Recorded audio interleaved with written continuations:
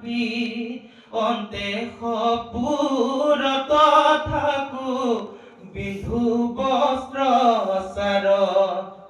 ৰহস্য কথা কমুত নকৰিলাৰ তোমাৰ গুণ হুমৰি হুমৰি ৰাখি আছো প্ৰাণ কিয় এভুল যাওঁ মৰি মৰে ধূলিব কাক